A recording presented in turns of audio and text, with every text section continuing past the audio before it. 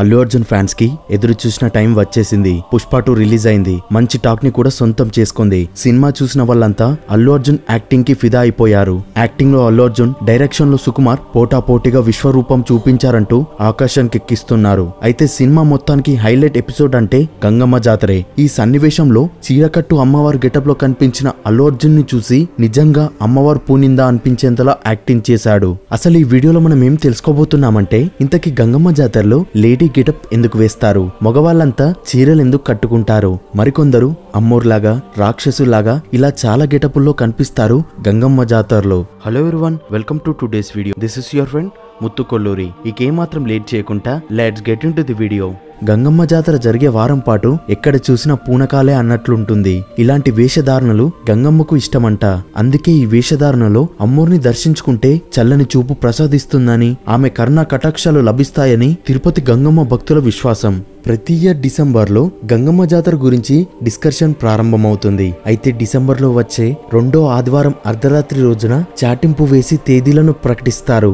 జాతర మే నెల మొదటి వారంలో జరుగుతుంది. అంటే జాతరకు 4-5 నెలల ముందుగానే సందడి ప్రారంభమవుతుంది. ఎక్కడెక్కడో స్థిరపడ్డ వాళ్ళంతా తిరుపతికి వచ్చేస్తారు.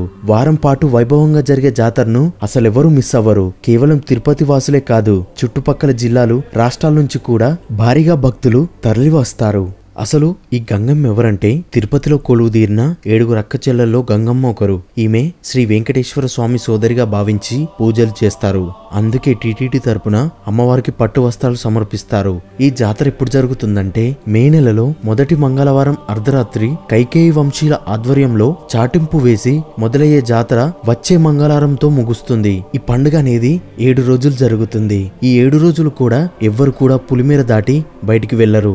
అసలు ఈ లేడీ గెటప్ ఎందుకు వేసుకుంటారంటే, రాయలసీమలో పాలెగాళ్ల రాజ్యం నడుస్తున్న రోజుల్లో మహిళలపై ఎన్నో అఘాయిత్యాలు జరిగేవి. ఆ కామాంధుల బారి నుంచి తప్పించుకోలేక చాలా కష్టాలు పడ్డారు. తిరుపతి సమీపంలో అవిలాల గ్రామంలో కైక వంశంలో పుట్టిన ఆడబిడ్డను దత్తకు తీసుకున్న తిరుపతికి చెందిన వ్యక్తి ఆమెకు గంగమ్మ అని పేరు పెట్టాడు. ఇక యుక్త వయసు వచ్చిన గంగమ్మపై యథావిధిగా పాలెగాడు కన్నుపడి ఆమెను అతడు బలిత్కరించబోతాడు. దీంతో గంగమ్మ తన విశ్వరూపాన్ని ప్రదర్శించిందట. అలా తనను అంతమొందించేందుకు అవతరించిన పరాశక్తే గంగమ్మ అని తెలుసుకున్న ఆ పాలెగాడు పారిపోయి దాక్కున్నాడట. అలా దాక్కున్న పాలెగాన్ని బయటికి రప్పించేందుకు గంగమ్మ తల్లి వేరువేరు వేషాలేసిందట. అలా గంగమ్మ అనేక వేషాలు ధరించి 3 రోజుల పాటు గాలించింది. అయినా పాలెగాడు దొరకలేదు. ఇక 4వ రోజు గంగమ్మ దొరవేషం వేసిందంట. దీంతో తన ప్రభువైన దొరగారు వచ్చారనుకొని పాలెగాడు బయటికి రాగానే వాడి తల నరికి సంహరించిందట.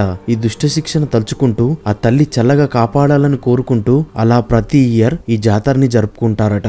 అలా అమ్మవారు పాలెగాన్ని చిత్రి నెల చివరి మంగళవారం రోజున సంహరించినందువలన అప్పటినుంచి ఈ జాతరని జరుపుకోవడం ఆనవాయితీగా వస్తుంది. అలా జాతర ప్రారంభంగా సోమవారం ముందు రోజున అమ్మవారి విశ్వరూప స్తూపానికి అభిషేకం చేస్తారు. ఇక అదే రోజు సాయంత్రం గంగమ్మ జన్మస్థలమైన అవిలాల గ్రామం నుంచి కైకకూల పెద్దల నుంచి పసుపు కుంకుమ, నూతన వస్త్రాలను తీసుకొస్తారు. ఈ పసుపు కుంకుమలను అర్ధరాత్రి 12 గంటలకు తిరుపతి పులిమేరలో చల్లుతూ జాతర పూర్తయ్యేంత వరకు ఊరి ప్రజలు ఎవరు కూడా పులిమేర దాటొద్దంటూ చాటింపు వేస్తారు.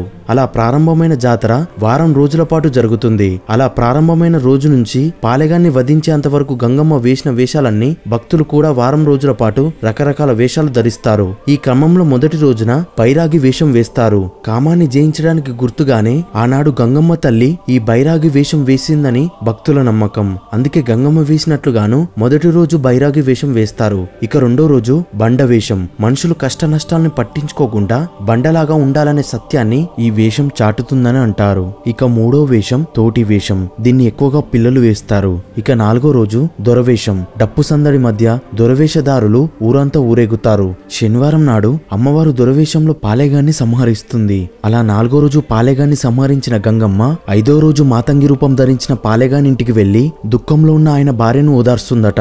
జనన మరణం సాధారణమే అంటూ ఆమెకు ధైర్యం చెప్పిందంట.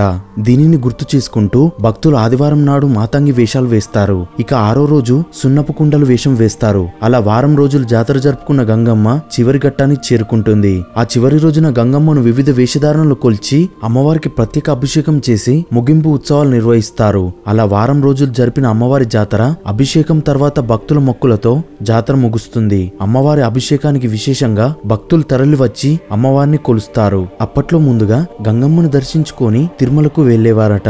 ఇప్పటికి కూడా కొందరు ఆ సంప్రదాయాన్ని పాటిస్తున్నారు. పుష్ప 2 సినిమాలో కూడా రాక్షస సంహారం కోసమే పుష్పరాజ్ స్త్రీ వేషధారణ వేస్తాడు. పుష్ప మూవీలో కూడా వాళ్ళ అన్న బిడ్డని ఏడ్పిస్తే పుష్పరాజ్ వాళ్ళ బట్టలను విప్పి చెప్పుల దండను వేసి అరగుండుతో గాడిద మీద పంపిస్తాడు. ఆ అవమానాన్ని భరించలేక పుష్ప మీద రివెంజ్ తీసుకోవడం కోసం పుష్పరాజ్ ని ఒక్కనే రమ్మంటారు. అలా వచ్చిన తర్వాత చేతులు కాళ్ళను కట్టేసి కొడతారు. మళ్ళీ పుష్పరాజ్ వాళ్ళ అన్న బిడ్డని ఏర్పిస్తారు. అలా తాళ్లతో ఫైట్ చేసి త్రిశూలంతో నోటితో చంపుతాడు.